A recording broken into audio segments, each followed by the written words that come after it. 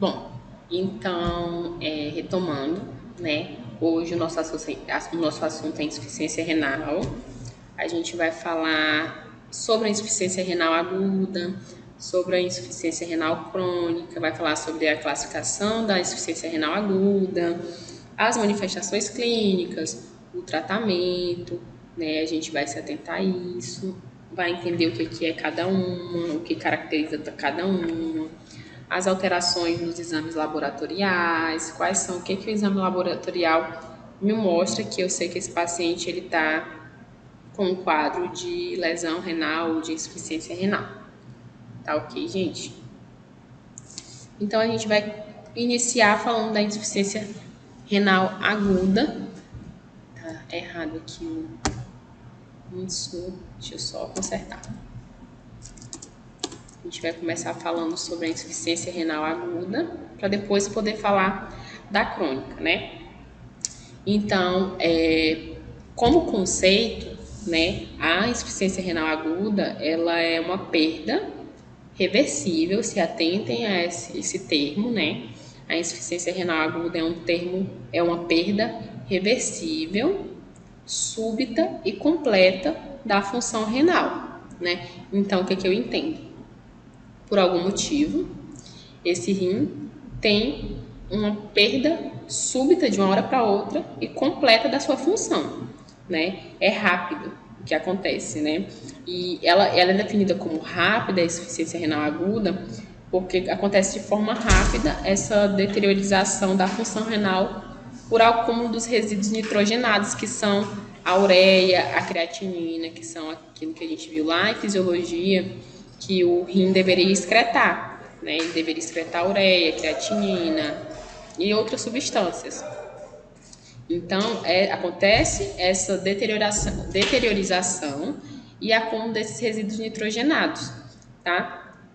E sempre quando a gente falar de função renal, né, nesse contexto clínico, sempre que a gente falar de função renal, o paciente está com a função renal comprometida ou a função renal desse paciente foi restabelecida.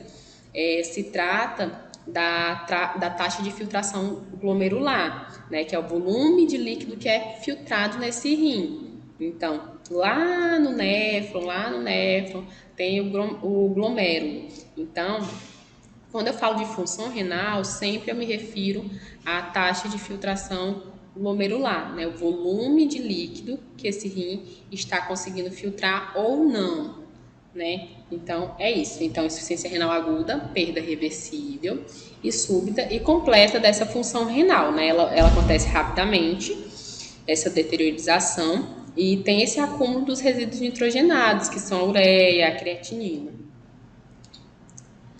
Dentro da classificação da insuficiência renal aguda, nós temos 3 classificações: insuficiência renal aguda pré-renal, causas pré-renais, causas pós-renais e causas intrarrenais. Então, quando a gente fala de insuficiência renal aguda por causa pré-renal, né, de classificação pré-renal, eu entendo que se é pré-renal é um processo fora do rim, né? É isso que quer dizer, esse processo pré-renal acontece, o motivo é uma causa fora do rim, tá? Fora do sistema urinário, né? Fora por outros sistemas. Então, insuficiência renal aguda por causa pré-renal, acontece uma hipoperfusão renal. Então, hipoperfusão renal, o que é? Acontece a diminuição da taxa de filtração glomerular, então esse rim não está conseguindo filtrar. Por quê? Porque não está chegando volume ali, não chega sangue naquele rim. E por que não está chegando sangue nesse rim? Né? As causas podem ser agudas ou crônicas. Esse paciente pode ter um quadro de hipovolemia, por algum motivo, um sangramento excessivo. Se esse paciente está em hipovolemia, tem uma diminuição do fluxo sanguíneo circulante, então não vai chegar sangue no rim, né? Vai ter uma hipoperfusão renal. Então, esse é um tipo de causa pré-renal de insuficiência aguda.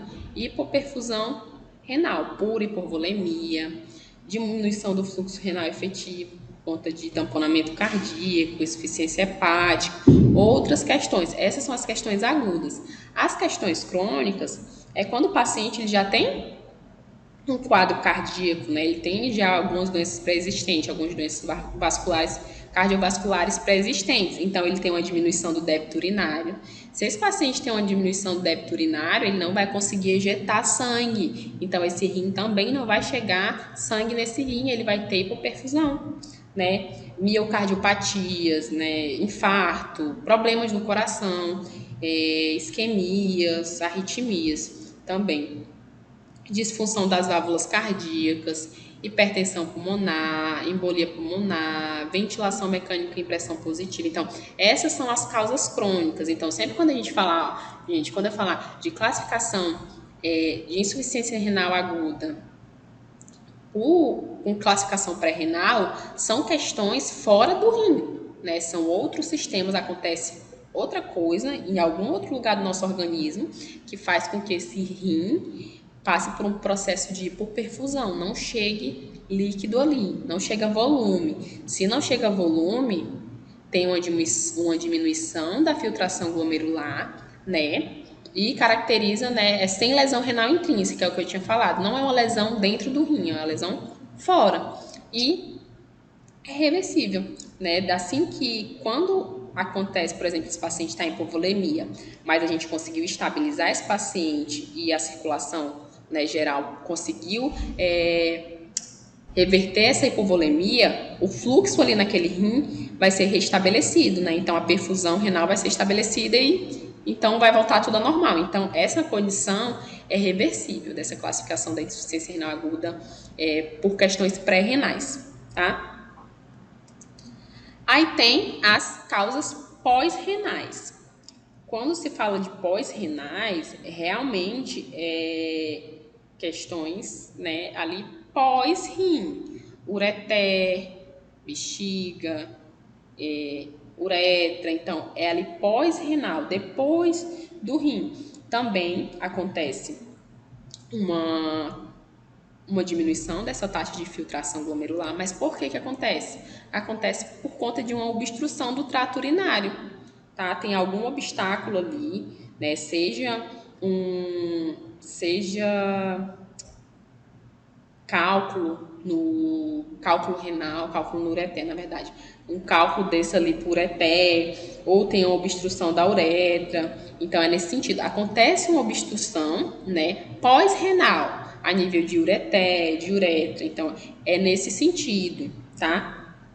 Nesse sentido que acontece. Deposição intrarrenal de cristais, obstrução do ureter, obstrução da uretra. Então, é isso que acontece. Tem uma obstrução que classifica uma insuficiência renal aguda pós-renal, por causas pós-renais, é que acontece uma obstrução. Ao contrário da classificação pré-renal, acontece uma hipoperfusão, né? Por algum motivo não chega volume ali naquele rim. Na causa pós-renal, acontece uma obstrução do trato urinário, né? E é ali no ureter, na uretra, e ali naqueles níveis pós-renais, naquelas estruturas que a gente viu, né? Tem rim, ureter, bexiga e uretra. Então, são nessas estruturas, nesses órgãos pós-renais. Ui. Gente, sumiu a intrarrenal aqui, ó. Acho que esse aqui é o intrarrenal, acho que moveu sem querer. Então, a insuficiência renal aguda de classificação intrarrenal, então aqui já é uma lesão que eu entendo que ocorre uma lesão dentro do rim, né? Por algum motivo, é uma lesão instalada, acontece essa diminuição da taxa de filtração glomerular, né? Por coisas que causam uma lesão dentro do rim de fato, né? São distúrbios isquêmicos. A hipovolemia também causa, porque esse rim, a hipovolemia pode ser por causas pré-renais, né? Ele tem problema cardíaco, teve um sangramento maciço, como também pode ser de causa intrarrenal. Hipoperfusão renal vai causar, choque séptico também causa isso, distúrbios nefrotóxicos, drogas, tem algumas drogas, tem alguns antibióticos de maneira geral, por isso que a gente não pode tomar antibiótico assim de maneira indiscriminada, né? que tudo que entra na nossa circulação, né, seja por via oral, seja por via intravenosa, ela tem que passar pelo rim, né, porque é o rim que filtra tudo isso. Então, tem alguns antibióticos que eles são tóxicos para o rim, como gentamicina, cefalosporina. Então, esses antibióticos, eles causam uma toxicidade para o rim, tá? Antibióticos, quimioterápicos, deixa eu ver o que tem mais aqui. Inseticidas, exposição a metais pesados, porque tudo que a gente inala, ou tudo que entra no nosso organismo, de maneira geral, vai passar pelo rim. Né? Alguma infecção grave, o paciente teve sucessivas infecções urinárias, por exemplo, e essa infecção conseguiu atingir o rim, chegou no rim. Então, essa infecção pode causar uma lesão intrarrenal, né? E essa lesão intrarrenal pode causar uma insuficiência renal aguda, questões imunológicas, inflamatórias. Então, tem essas questões. Quando fala-se de classificação de insuficiência renal aguda por causas intrarrenais, é alguma coisa que causou uma lesão ali realmente dentro daquele rim, seja a nível de glomérulo, né, seja algum problema ali nos vasos sanguíneos daquele rim. Então, aconteceu uma lesão dentro do rim, por isso que esse paciente apresentou insuficiência renal aguda. Aí, a insuficiência renal aguda, ela tem alguns períodos, tá? Ela tem alguns períodos que são esses 4 períodos que caracterizam. Quando a gente observar alguns desses períodos no paciente, é porque ele realmente está em um quadro de insuficiência renal aguda. Então, por exemplo, o paciente está lá na minha enfermaria, eu estou cuidando desse paciente. Aí eu percebi que esse paciente, por algum motivo, ele teve um quadro de oligúria, que é quando tem uma redução do volume urinário, né? A gente tem que urinar, por exemplo, de 1.000 a 1.200 ml por dia, por exemplo. Aí, esse paciente está urinando menos que isso, a gente que observa, né? A equipe de enfermagem observa isso. Esse paciente, o volume urinário dele está muito menor. Então, tem alguma coisa de errado, né, com o rim desse paciente, nesse sentido. Aí tem esse período de início, esse paciente ele tem uma agressão por algum daqueles fatores, aí ele apresenta essa redução do volume urinário. Essa é o período de início.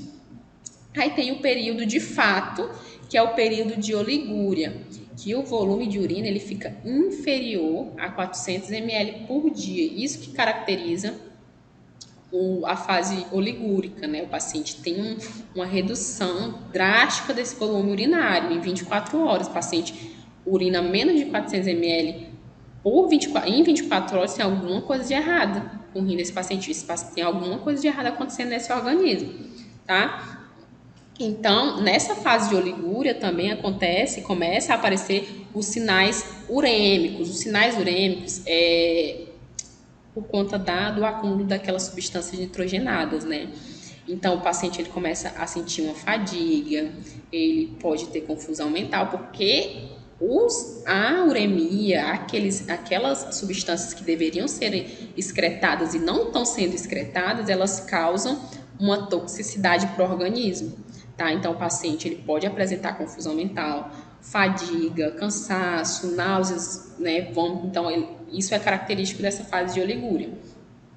E a hiperpotassemia, porque o rim, ele faz a excreta, né? Faz esse controle de sódio e potássio também. Se tem alguma coisa de errada com esse rim, subentende que esse rim não está conseguindo fazer a função dele direito. E a gente sempre enfatiza a hiperpotassemia, porque o potássio, gente, ele é uma substância do nosso organismo que a gente tem que ficar muito atento, porque ele não pode estar em excesso. Se o potássio estiver em excesso, o paciente para, tá? O potássio faz com que, lá dentro da fisiologia cardiovascular, muscular, o potássio, o que ele faz?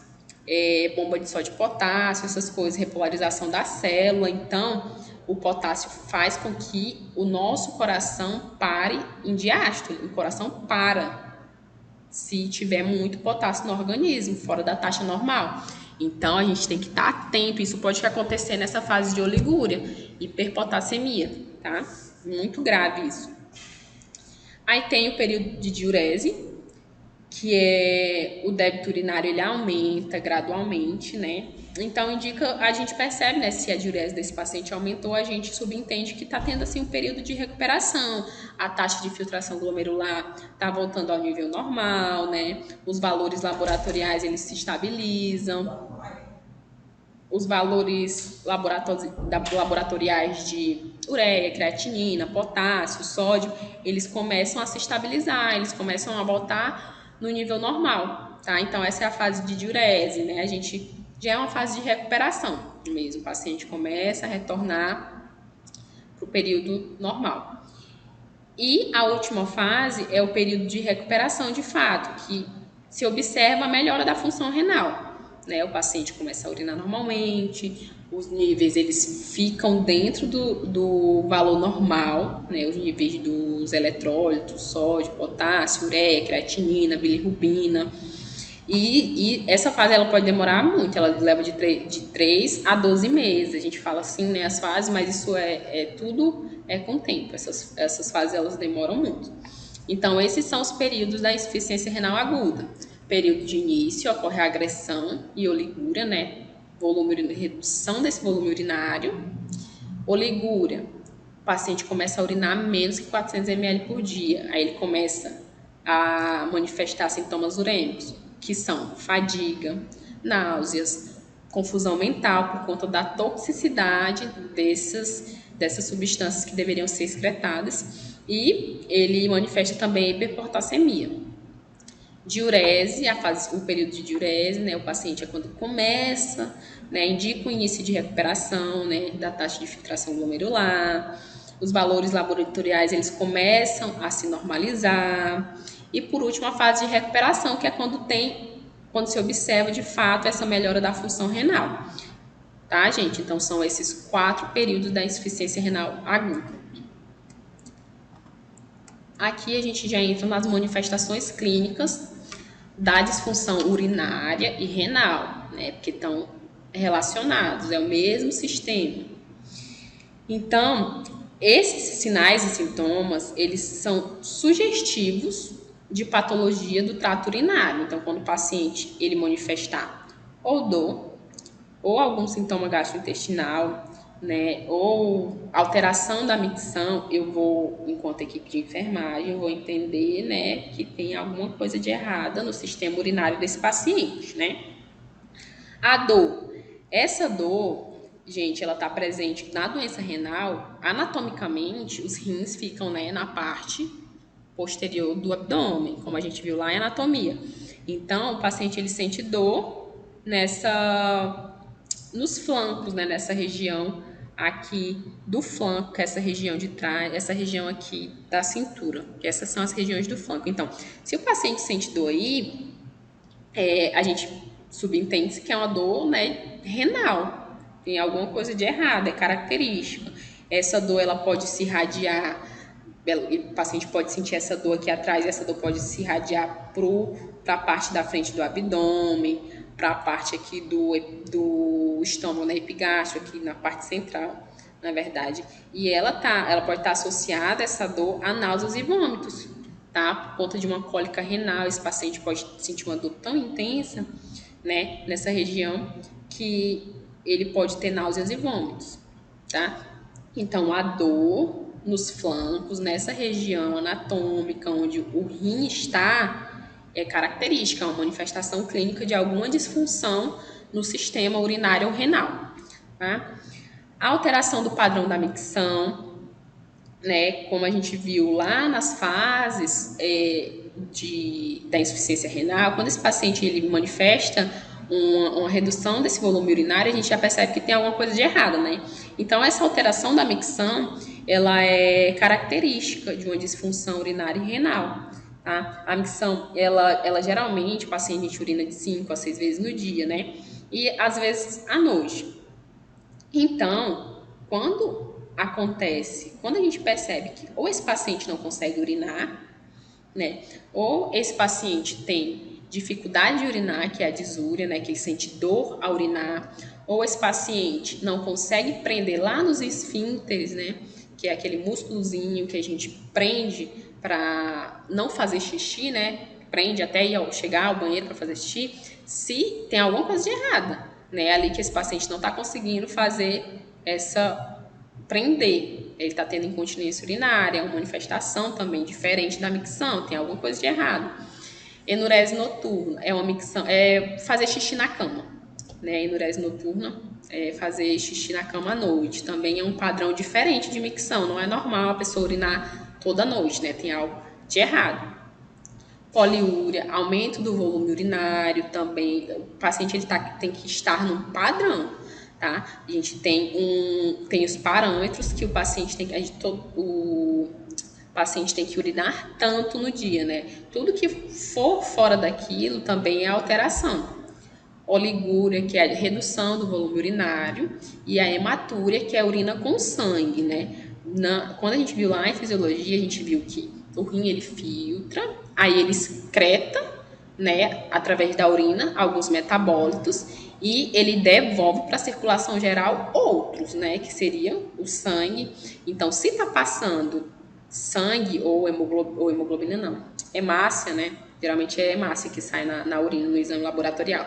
Se está tendo liberação de hemácia nessa urina, tem alguma coisa de errado, tá? Então, essas alterações no padrão de micção são característicos de disfunção renal, seja de infecção, o paciente está sentindo dor urinar, às vezes nem é uma insuficiência renal, né? Às vezes é uma infecção urinária. Então, esses padrões são de alterações, né, de patologias de maneira geral que podem acontecer no sistema urinário. Os sintomas gastrointestinais, eles podem acontecer nessas condições urológicas, porque o trato gastrointestinal, né, que é aqui na frente do abdômen, e o urinário, eles estão ali bem próximos, né? Tem o estômago, intestino grosso, intestino delgado, eles estão aqui. Então, o rim está logo atrás. Então, por conta dessa proximidade do rim, do colo, do estômago, do pâncreas, quando acontecer alguma coisa no rim, pode fazer com que os outros sistemas manifestem por conta da proximidade, né? Náuseas, vômitos, diarreia, desconforto abdominal de maneira geral. Tá? Então, esses são os 3 principais sinais e sintomas sugestivos de patologias do trato de disfunção urinária e renal.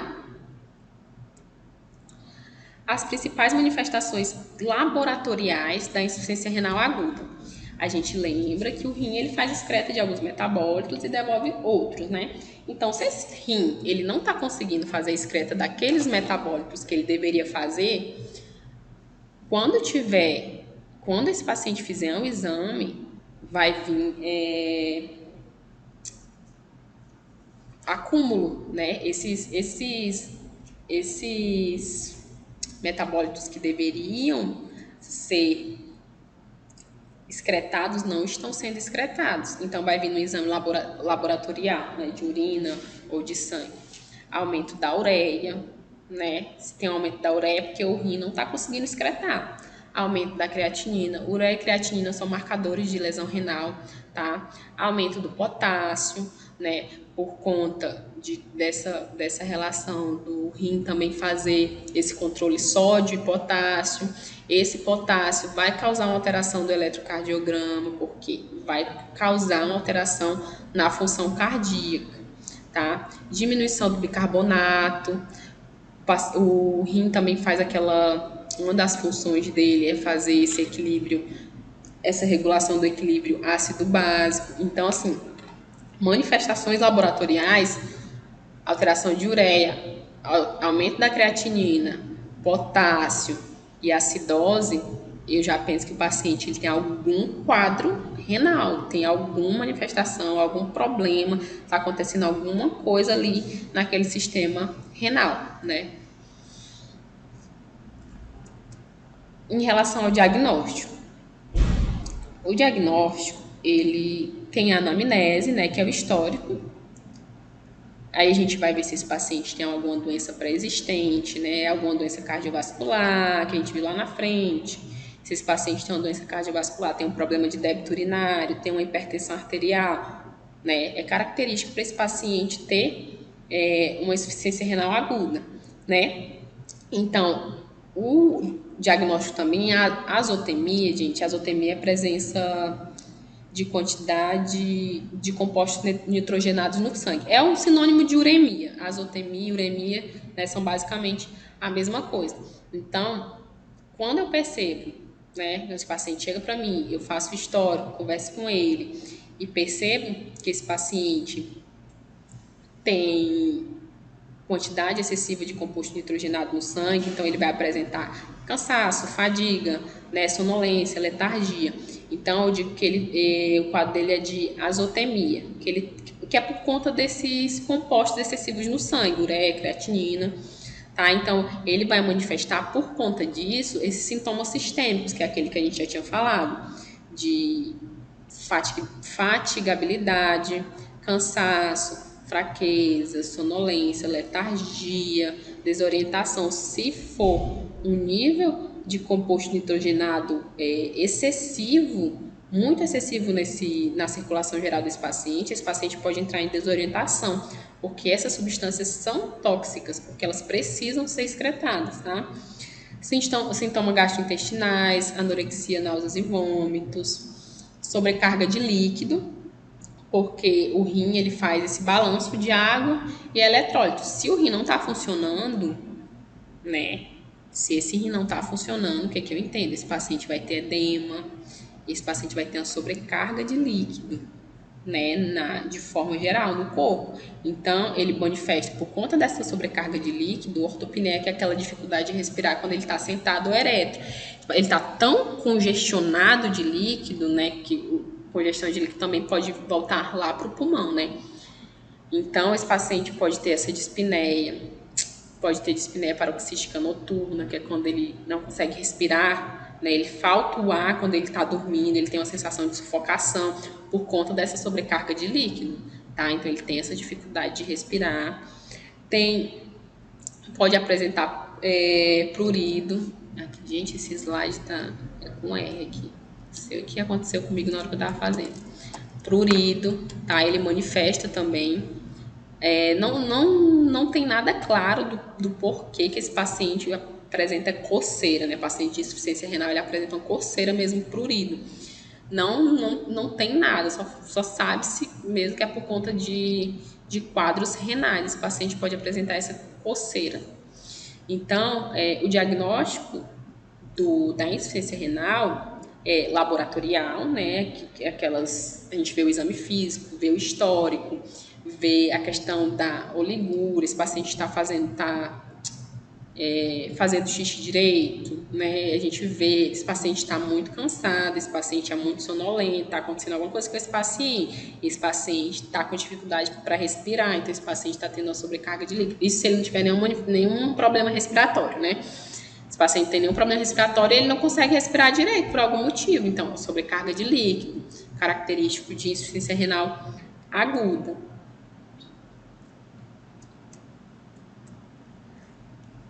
Em relação ao tratamento, gente, na fase oligúrica, que é aquela fase que o paciente tem uma redução do volume de urina, o que a gente pode fazer?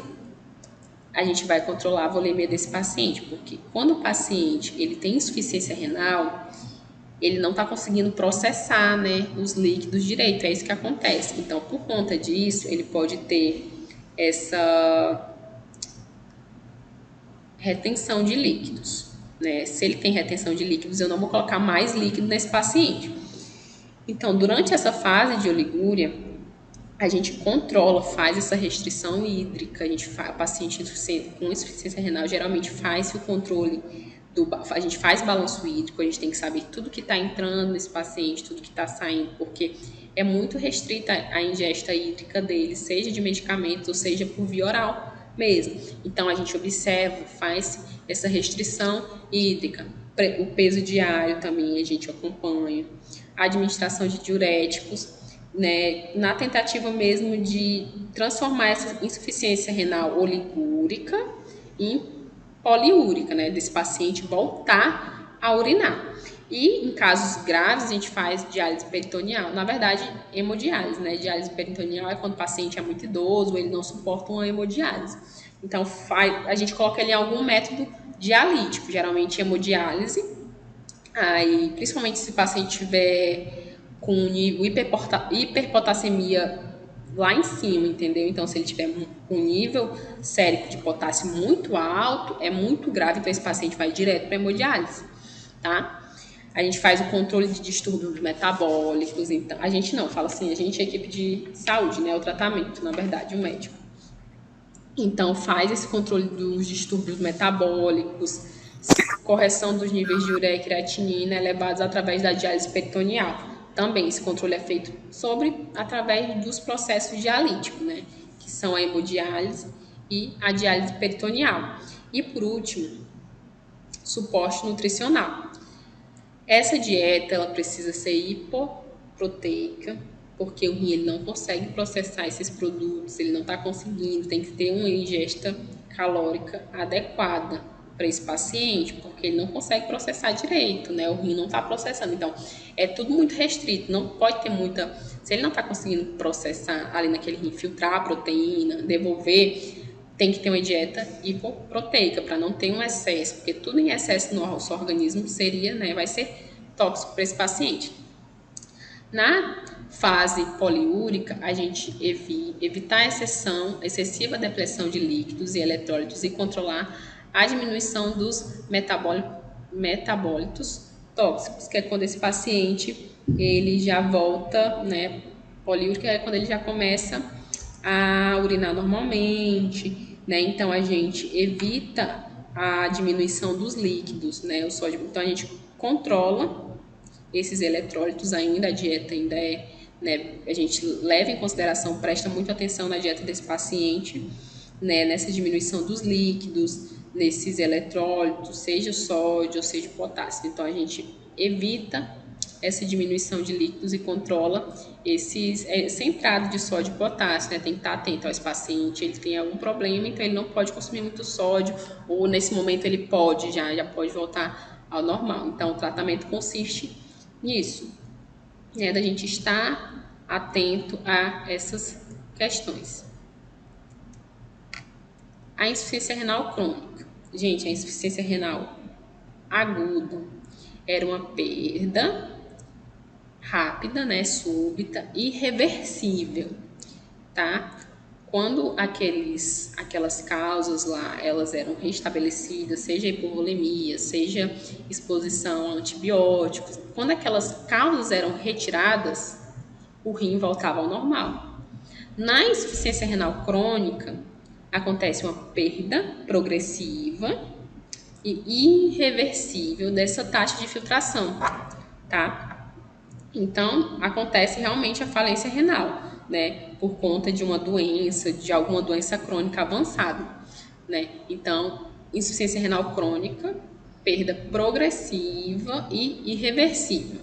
Isso é o que caracteriza. Ela é ocasionada por uma patologia crônica, uma patologia pregressa, né? Esse paciente é cardiopata.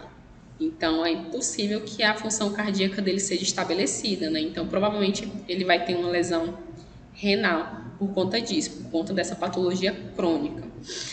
E ela pode ser classificada, digamos assim, né, em leve, moderada e grave ou terminal. Mas, no geral, né, a gente fala insuficiência renal crônica já é bem grave mesmo.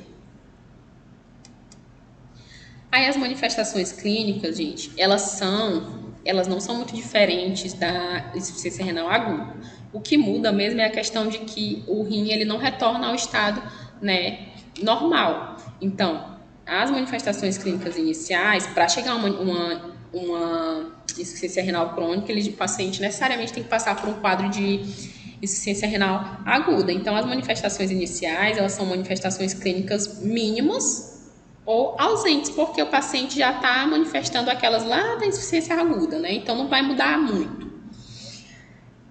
Tem algumas inespecíficas, que são a fadiga, a anorexia, o emagrecimento, o prurido, as náuseas, sonolências, que também a gente consegue observar na insuficiência renal aguda. E tem as específicas. Essas específicas a gente fala porque é característico do quadro de insuficiência renal crônica, que é a anemia, porque o paciente de insuficiência renal aguda, não necessariamente ele vai apresentar anemia. O paciente de insuficiência renal crônica, sim. Por quê? A gente, lá na fisiologia, o rim é responsável por produzir a eritropoetina, que é aquele hormônio que estimula a medula óssea a produzir as células vermelhas do sangue, os eritrócitos, né? Se esse rim ele tá com problema, ele não vai produzir, ele não vai excretar eritropoetina. Então, esse paciente, os eritrócitos dele vão cair. Se o eritrócito dele cai, a hemoglobina não consegue ser carreada, né, para os tecidos. Então, esse paciente vai ter um quadro de anemia, tá? Então, é específico da insuficiência renal crônica, anemia, hipertensão arterial, nictura. Então, tem alteração dos padrões de micção, né? Ele tem nictúria urinar à noite, né? Tem hematúria, porque esse rim está muito lesionado. Então, vai ter presença de hemácia nesse rim, porque esse rim não está conseguindo filtrar mais nada, esse rim não está conseguindo fazer a função dele, e vai ter edema, porque vai ter acúmulo de líquido, porque o rim não está conseguindo fazer a função dele, não está conseguindo filtrar, não está conseguindo devolver o sódio, potássio e hemácia para a circulação geral, não está conseguindo excretar os compostos excretar os compostos nitrogenados, né? Então, manifestações clínicas específicas da insuficiência renal crônica: anemia, hipertensão arterial, nictúria, hematúria e edema, tá, gente? As manifestações séricas, né, aquelas lá do exame, vai ter alteração de ureia, vai ter alteração de creatinina, hiperpotassemia também, ácido úrico, fósforo, anemia, magnésio, colesterol e triglicerídeos. O rim não consegue fazer mais nada na insuficiência renal crônica, é basicamente isso. O rim já está muito grave, né? Está muito lesionado. Então, vai ter um acúmulo desses compostos, né? Ureia, creatinina, vai ter acúmulo de potássio, fósforo, que só pode ser excretado pelo rim, ácido úrico, magnésio, colesterol, e vai causar anemia também, tá? Então, essas são as manifestações séricas da insuficiência renal aguda, são esses compostos que vão ficar ali retidos no organismo daquele paciente. Aí, a manifestação, a insuficiência renal aguda, ela causa manifestações em vários sistemas, né? Porque já está grave e o rim é um órgão muito nobre, então ele vai causar alterações em vários sistemas. Manifestações respiratórias: insuficiência respiratória, respiração de Kussmaul. Deixa eu mostrar aqui para vocês, eu até separei para mostrar essa respiração de Kussmaul. Deixa eu colocar aqui, gente. Deixa eu só voltar pro a respiração de Kussmaul.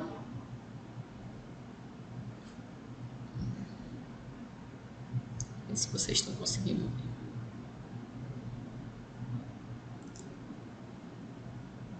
Ó, a respiração de Kussmaul é essa respiração, tá?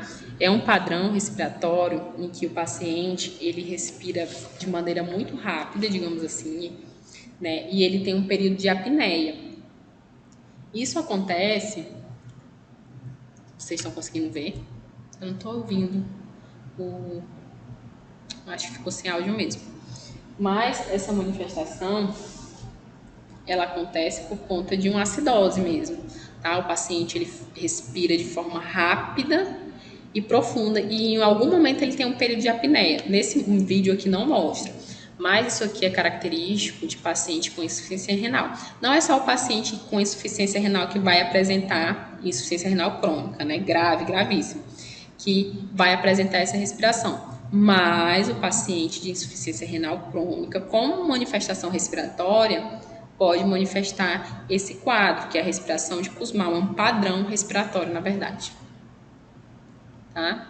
Deixa eu voltar aqui para o slide.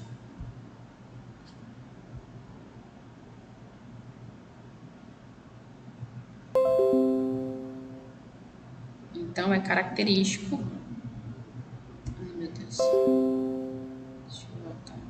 característico como manifestação respiratória, né, da insuficiência renal crônica. Manifestação urinária.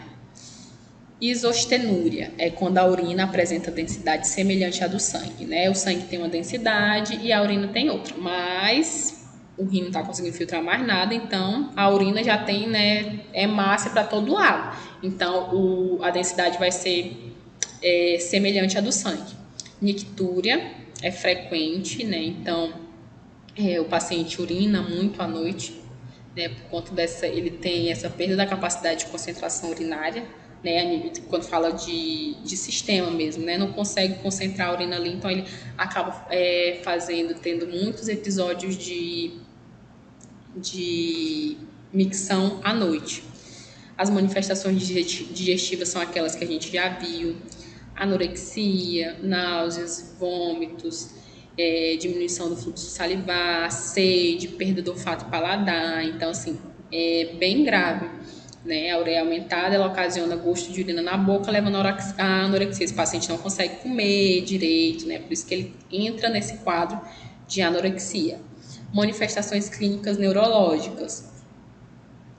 Como são compostos tóxicos, né, esse paciente pode ter uma crise convulsiva e um coma urêmico por conta do excesso desses compostos. Ele pode entrar em coma, tá? Ele começa a ficar letárgico, sonolento e esse paciente entra realmente em um estado de coma, tá, gente?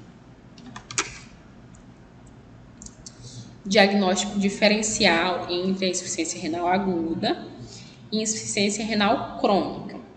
Gente, quando a gente recebe esse paciente, nessa abordagem inicial, a gente não consegue identificar, tá, se é uma insuficiência renal aguda ou crônica. O que vai me dizer é a evolução desse paciente, é o nosso acompanhamento, né, acompanhamento da equipe de saúde.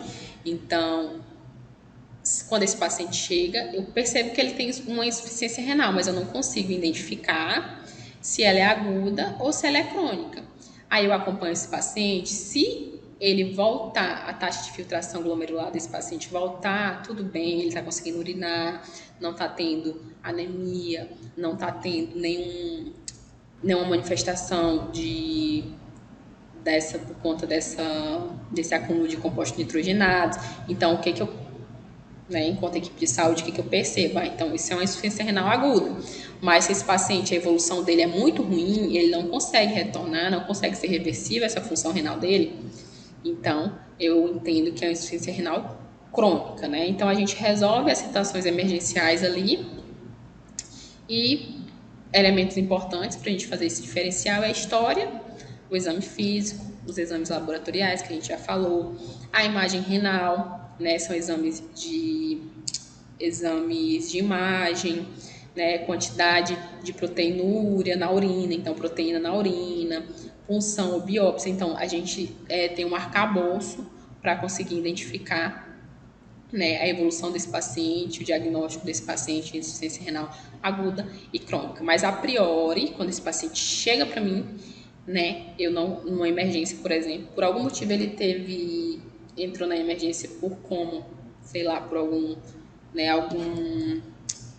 hiperpotassemia, né? Ele chega e teve um acúmulo de algum composto nitrogenado, tá em hiperpotassemia, chegou na minha unidade para fazer diálise. Aí eu não consigo identificar se é uma insuficiência renal aguda ou crônica, mas aí com o acompanhamento desse paciente, depois eu consigo perceber se é um quadro de insuficiência renal aguda ou insuficiência renal crônica.